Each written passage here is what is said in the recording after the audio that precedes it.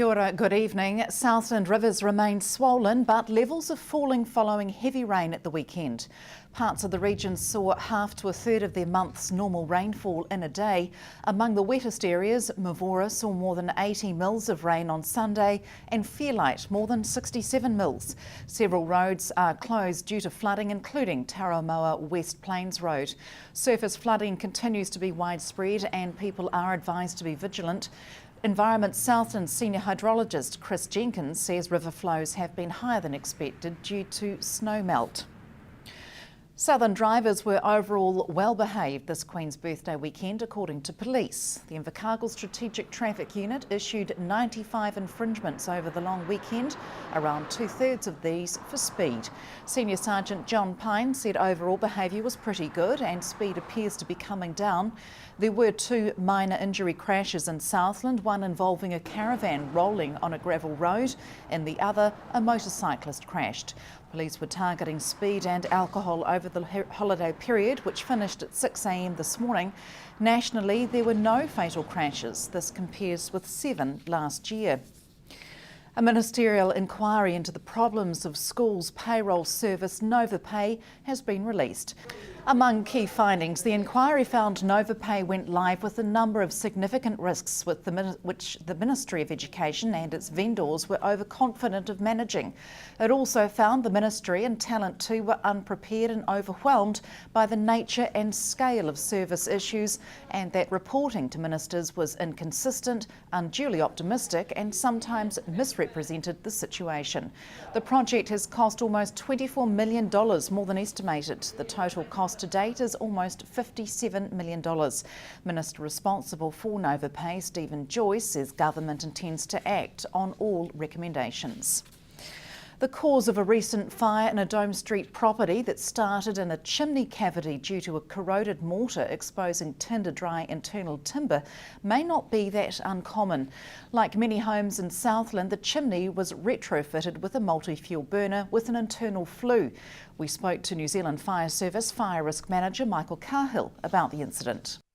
We have an existing brick chimney with a flue through the middle of it, an ordinary steel flue, but it's the radiated heat from that steel flue has been able to escape out directly imposing onto timber. Must be quite a few homes in Southland that have been retrofitted with multi-fuel burners using the existing chimney?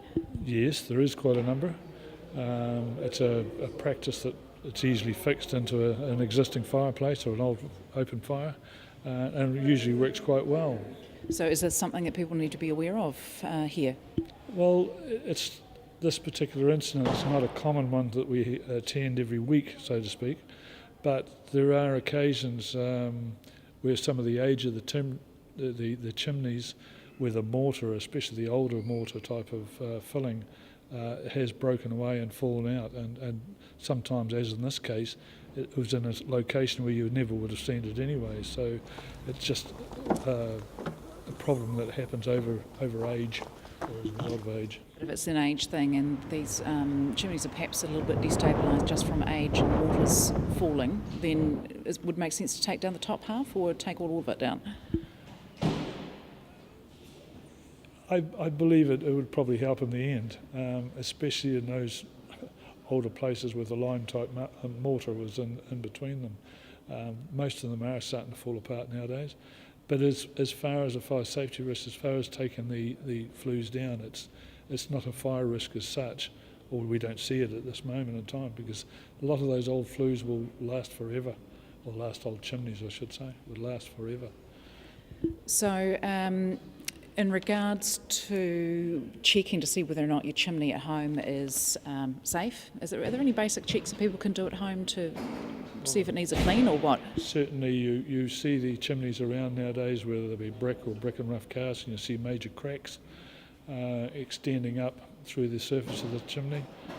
Generally those cracks follow the line of the brick layout, and if you see that happening, then it's worth getting someone to check it out properly. Whether it be a bricklayer or a builder or someone that knows what they're doing. 4 Southlanders were among those recognised in the Queen's Birthday Honours list this year. Heather Patterson of Gore was awarded the Queen's Service Medal for services to fashion. Helen Mackay of Tuatapere and Astrid Bucklehurst of Bluff were also awarded the QSM, both for services to the community, while John Stephens of Tiana was made a member of the New Zealand Merit for services to the fishing industry. Stay with us. After the break, mountain bike enthusiasts will soon have a new track to try in Southland.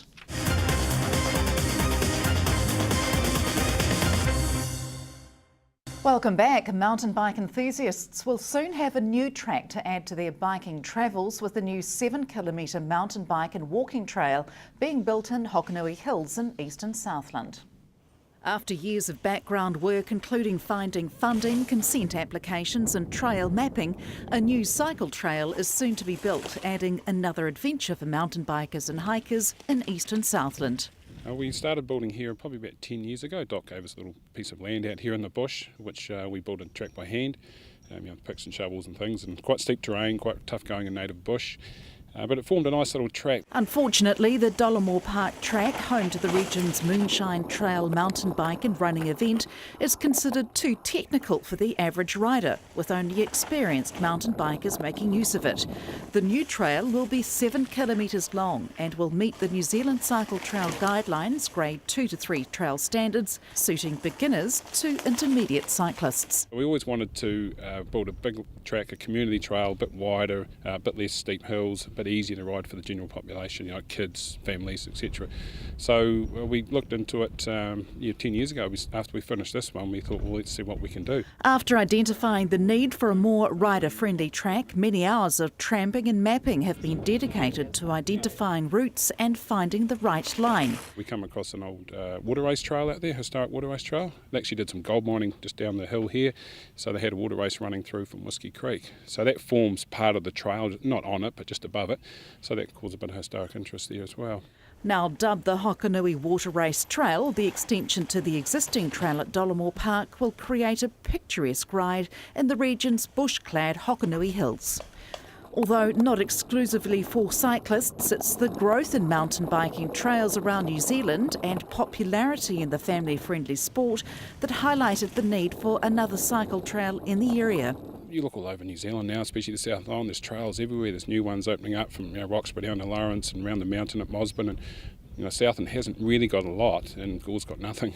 So we'd like to see it start on the side of the road and each boundary in Gore and come all the way out. Families can ride to Dollamore Park. It's a great fun area to play for families and kids. The Hokonui Trails Trust is behind the trail development, linking Dollamore Park to Pope Road, where a car park will be established. It was a mountain bike club. Originally we had a club here that we started working on it, and then we changed to a Trails Trust. A little bit easier. We just wanted to raise the funds, and that way we didn't have to keep a club going. The clubs nowadays are hard to keep going, so we're all members of the Southland Mountain Bike Club instead. The venture is being funded from a variety of avenues, including community funders and ticket levies. The exact cost of the trail's development isn't yet known. We haven't got the final costs in yet. We've got some tenders out at the moment, and a number of people are putting a tender in for it, so we're expecting it to be under 100,000. There will be no fee to use the track, with local businesses and community getting behind the project, which is hoped to be open in spring. Margot Sutherland, South Today News. Yeah. Thousands of Southlanders keen to snap up bargain books helped match the fundraising record at the Invercargill Rotary Book Sale. This year's sale raised $59,000, on par with the event's previous record reached last year. Proceeds from the sale will go back into the local community, with recipients including Number 10 and schools. Convener Ronald Dickens says there was a substantial increase in the number of books donated this year, and it was well supported by the public. The book sale has now been running for 34 years. Invercargill's historic bank building on the Crescent is housing a special art exhibition with artists of the younger generation displaying their work. An official opening of the Children's Art for Peace exhibition was underway this afternoon with a Māori blessing and addresses by keynote speakers. The 24 artworks by Year 12 pupils have been created using an array of traditional mediums and were voted for by students from Winton Primary and Invercargill's Aurora College. As well as the exhibition, the Children's Art Gallery is also celebrating its first birthday and is running an arts drive for donated arts material for the month of June. The Children's Art for Peace is a pilot program that we have just completed, and it involves 4 schools here. How it works is we only have 24 frames, and so the children had to vote for the top 3 that they liked, and from that the teachers saw the top 6. So from each classroom, 6 were matted and framed by the children's votes. And what sort of medium are they working in with this? There is an array. There's collage, there's oil pastels, there are soft chalk pastels, there's paint, drawing, pretty much the whole medium of visual art. So this is one of 3 events that are happening here at the gallery at the moment for the children. Right. The Children's Art Experience is the overall charitable trust that's of service here in Southland. And Children's Art for Peace is one of the programs. We're also celebrating our 1st anniversary, which time flies. You know, here we are at our 1st year already. And we're also doing an art drive, which is throughout the whole district. And we're asking for people to donate unneeded art supplies of any sort to the Children's Art Experience for children's programs. Extra efforts in sharing the message of road safety were rewarded today. 2 Southland kindergartens were awarded prizes today. Bluff Kindergarten for 80% of the total roll, having had their car seats checked, and Rockdale Park Kindergarten for the best road safety theme. The Southland initiative, Bright Sparks, is a road safety campaign set up by Road Safety Southland, Police, Plunkett and Kindergarten South. Together the groups took a pedestrian safety message to Southland kindergartens, checking 230 child restraints in 15 kindergartens over a week. 650 parent packs were also distributed. And that's it from news. Coming up in sport, the Steel's hopes of a playoff hang by a thread after a loss at the weekend. That's after the weather next. Good night.